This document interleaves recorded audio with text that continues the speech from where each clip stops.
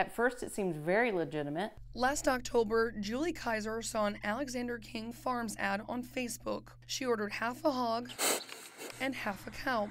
All in all, about $800 worth of meat. We have a large extended family, and we always seem to have somebody out for dinner. Kaiser's half hog was supposed to arrive in February, but it never did. They didn't answer calls.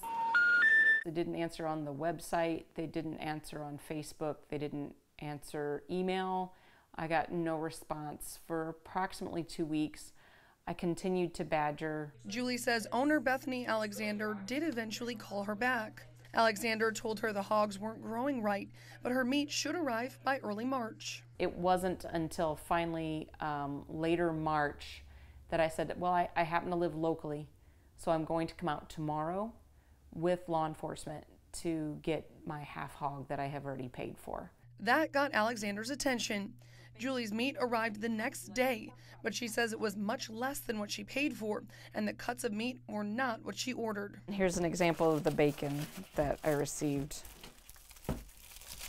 So it's just, this is bacon.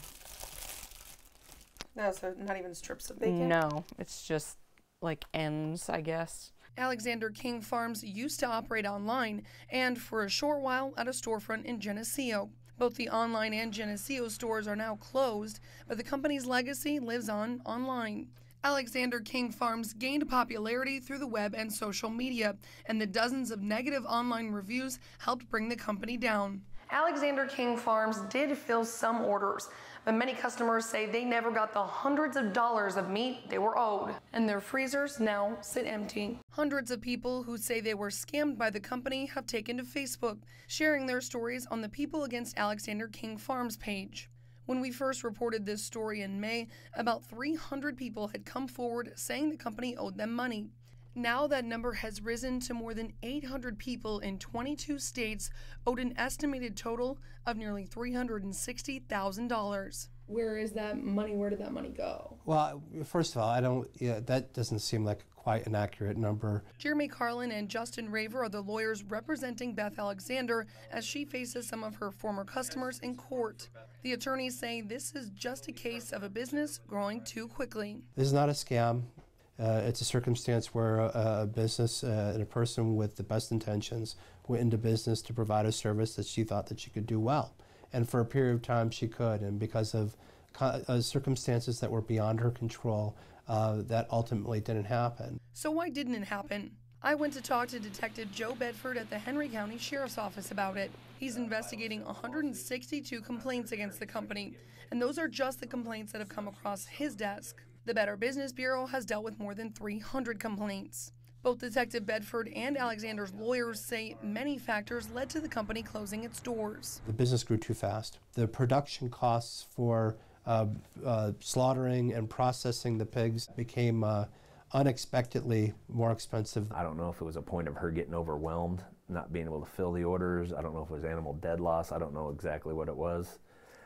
But you know, at a point, there comes to a point when things are going south, the right person would put their foot down and say, hey, look, I can't take any more orders. We're having a lot of problems.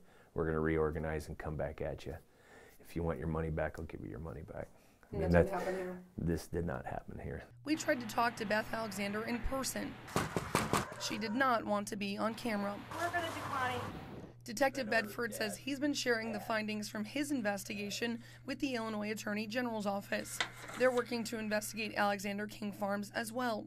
Bedford says he's not yet been able to bring criminal charges against Alexander. Our big holdup right here is we have to prove criminal intent. We have to prove that she actually knew that she was taking people's money and not going to give them the items that they paid for.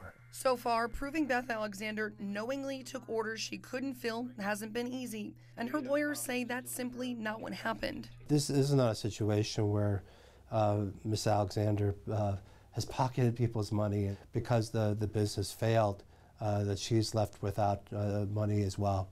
Right now, the attorneys say they're working with customers' credit card companies to try to get refunds issued that way. They also say Beth Alexander could declare bankruptcy. Raver says what makes this case different is the way the company's former customers are reacting. I understand anger. I understand being angry and upset. But we find there is a greater animosity and almost to a personal level. And it's true. Comments online say things like, "I cannot believe the nerve of this lady, and do not let her win this fight."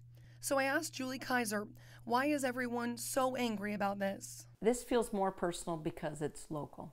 It's our neighbors, and it's just astonishing that someone right here could do that and sleep at night. Whether or not Beth Alexander knowingly took from her customers has yet to be determined.